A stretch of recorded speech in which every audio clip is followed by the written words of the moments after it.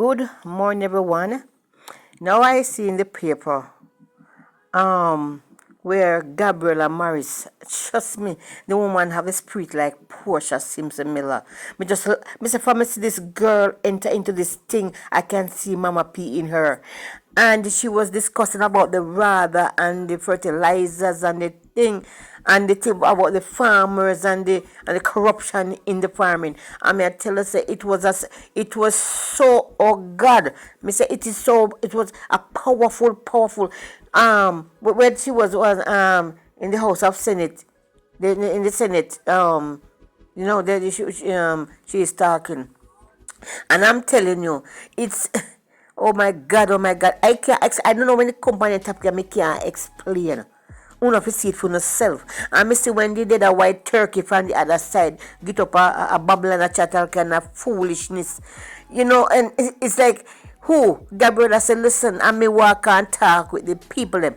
People who don't need to go listen this. Because who don't need to listen this at the end of this voice note, man. But I say, Gabriella, fix her straight. I saw people to talk. Because they're unfair and they're corrupt bad.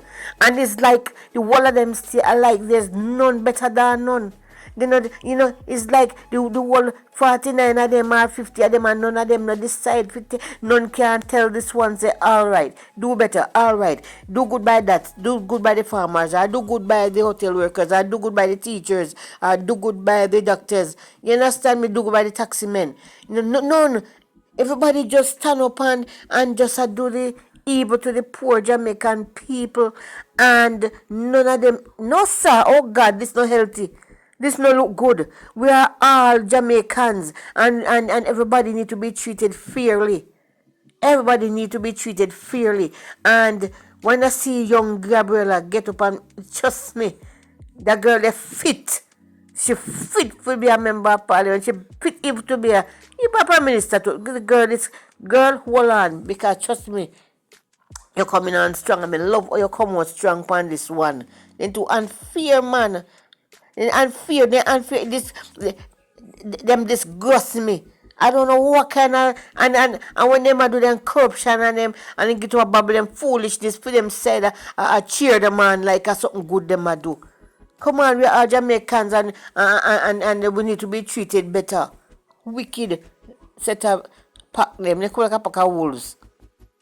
Mr. President, RADA is there as an organization to assist our farmers. But we need to see more. We need to see more support for our farmers coming out of RADA.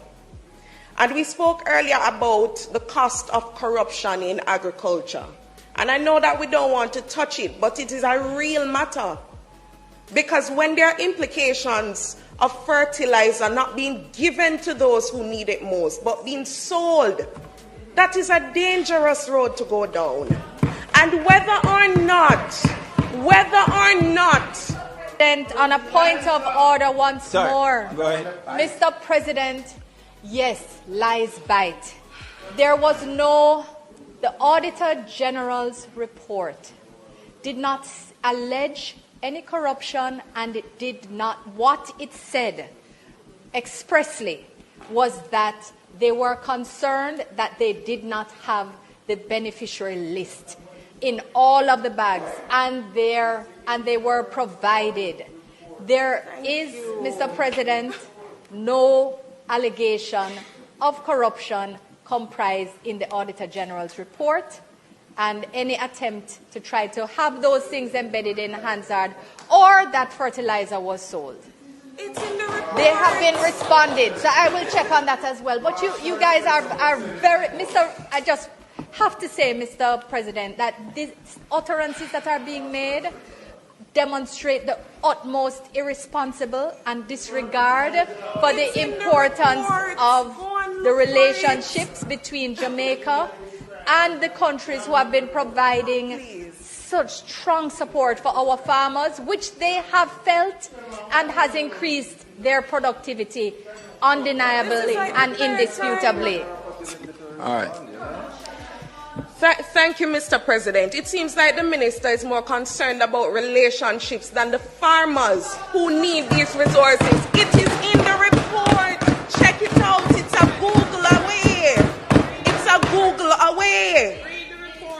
report. All right. Mr. President, I was on the point of corruption, where resources are directed away from the people who need it most. I can talk for my farmers in Muirhouse who, after the hurricane, were supposed to get fertilizer, and them say no PNP farmer now get it. That is corruption. When we talk about agriculture,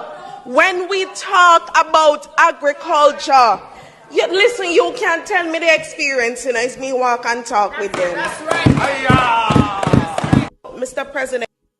Do you see the behaviors of how those people operate in Parliament? Remember, they're in public space, and whatever they're doing, the whole world is watching. And you see how Miss Donna Mottley, how she's trying to bring what she's saying across nicely. And you hear how the other side jump up and ready for you see how them aggressive and how they can verbally abuse people. You understand? Yet he's saying that she's lying. He's saying that she's lying, and right there he's proving the world that she's right. Because look at the way how he behaves at the moment.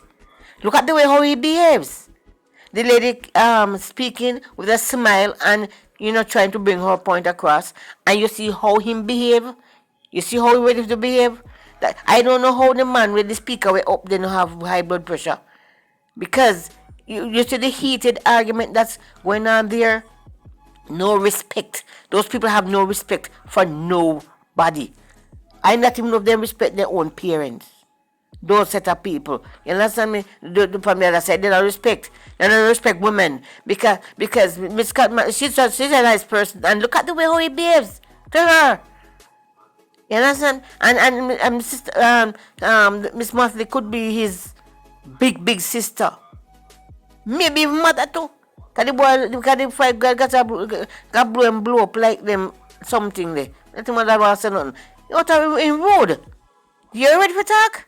Those are the kind of people who want to lead and govern people. No man, them the people time come, them have to go. Time come, they have to go. Then to face it.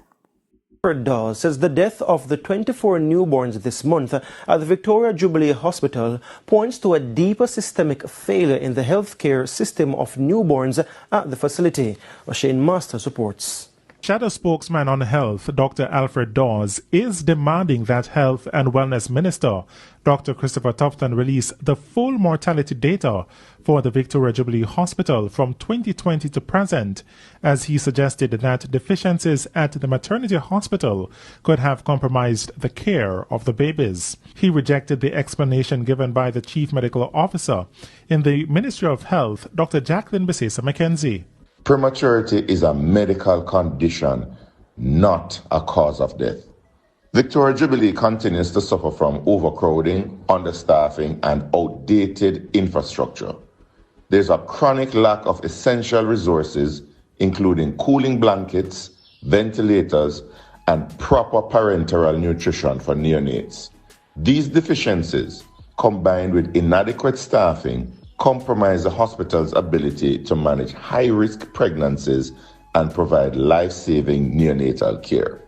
The health spokesman says reports indicate that there were 229 neonatal deaths at the hospital between October 2023 and June 2025.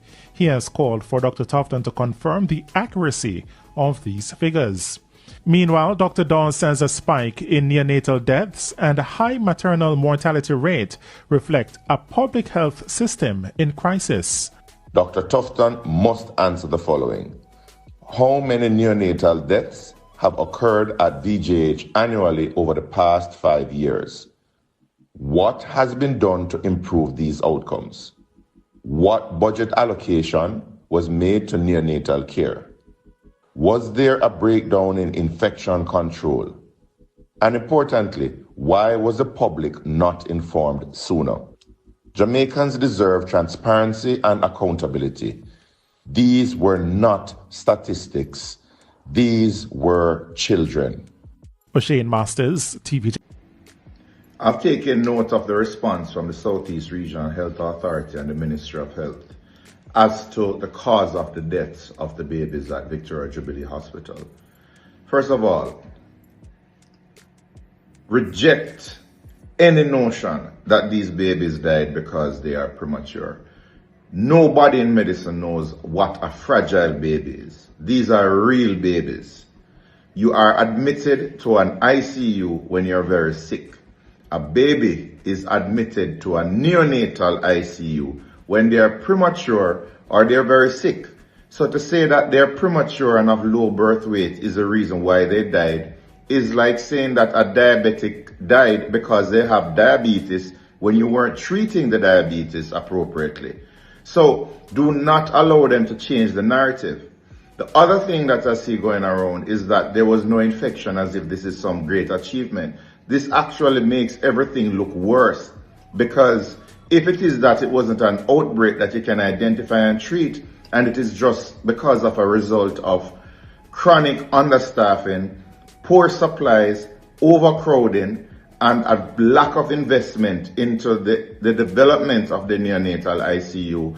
Plus, there is no relief ICU, neonatal ICU at the Bustamante Hospital for Children, which is the premier institution for neonatal care, or should be, because it's the largest pediatric hospital in the Caribbean. They have no support.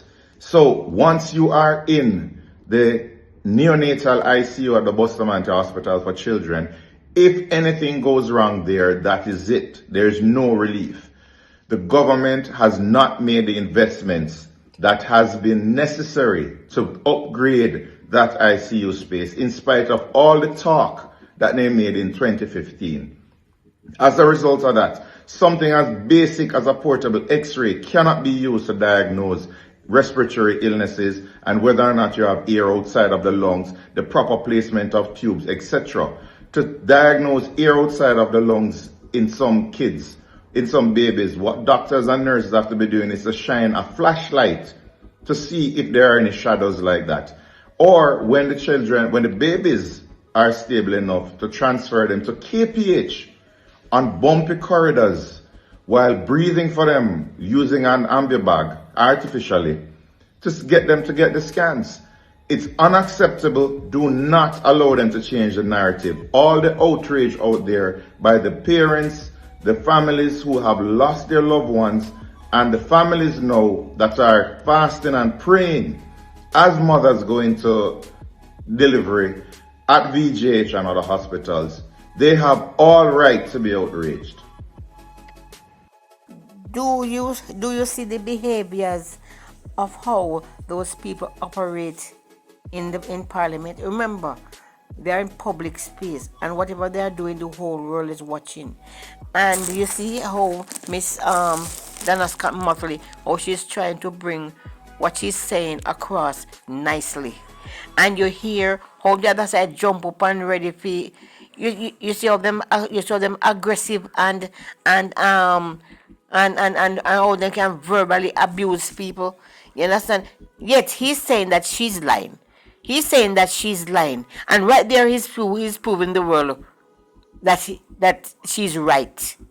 Because look at the way how he behaves at the moment. Look at the way how he behaves. The lady speaking with a smile and trying to bring her point across, and you see how him behave. You see how he ready to behave.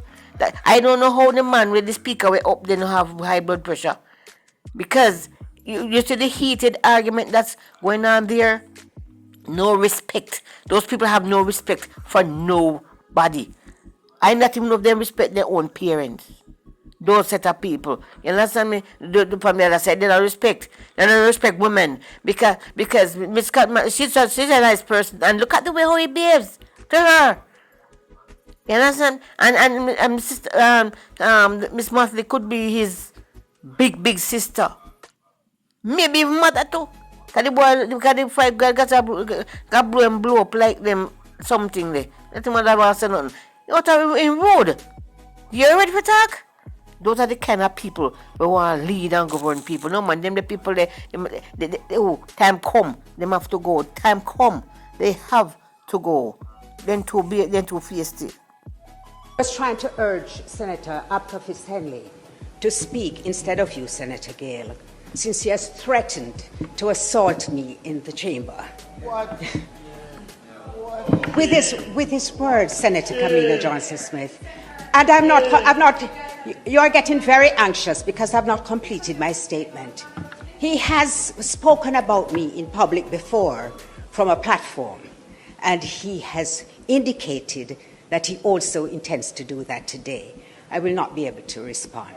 But let me say to him that I remind him that when he did so previously, he did whisper an apology to me. I noticed that he has been calling for public apologies, and perhaps even as he does it today, he will apologize for his past references. It would be admirable of him to do so. I'm advised that whilst I was out the chamber, sir, the senator who was about to exit the chamber, Senator Scott Mottley, indicated that I advanced menacing words in her direction and raising the spectre of assault. That, sir, is a bold-faced lie. It is untrue. And I'd urge the senator to retract it. I normally, sir, use words which are guided, such as misleading, false, measured.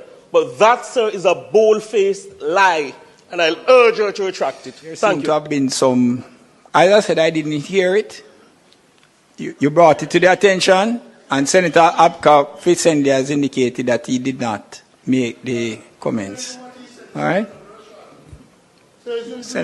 President, Senator Abka Henley knows what he said. Yeah. I see the leader responded before I was concluded. I did not intend to convey, as she interpreted, that it was a physical threat. I have been a member of the Senate here much longer than Senator Henley has been. And I think you ought to be aware that I would never, ever, on any occasion, not inside the Senate or outside the Senate, misrepresent, much less to lie on a fellow senator. But, no, I'm not finished. But let me say this. Let me say this. He knows what he said.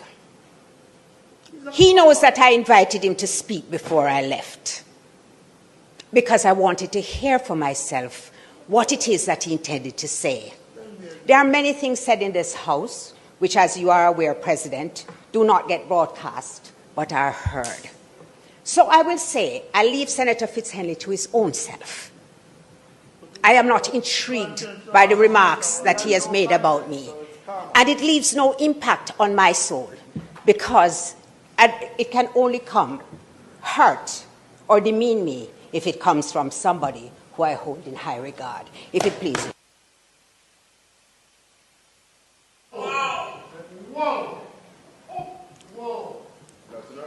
Senator. Point of order, sir. No. Point of clarification. All right, Senator Henley. And let me say this. Senator, you're going to speak. Senator, no, I'm not going to enter. No, Senator Bunting. Senator Bunting. And yes. So the comment, Senator Henley, you have made your comment, and you made your comment, and Senator Scott Mottley has indicated what it is that she has said. So let us leave it there, because what you're getting into is something that is not going to be accommodated. It cannot be accommodated. So you have indicated that you did not. Senator Scott Mottley is of the view that there was a comment. But what it brings me to, members, is this. And I have always been saying it. The sort of us comments, when a speaker is speaking, cut down on the sort of us comments. And you try to speak over each other. And if I have to make a ruling, I cannot if I don't hear what has been said. I was trying to urge. Please like, share, and subscribe. Thank you.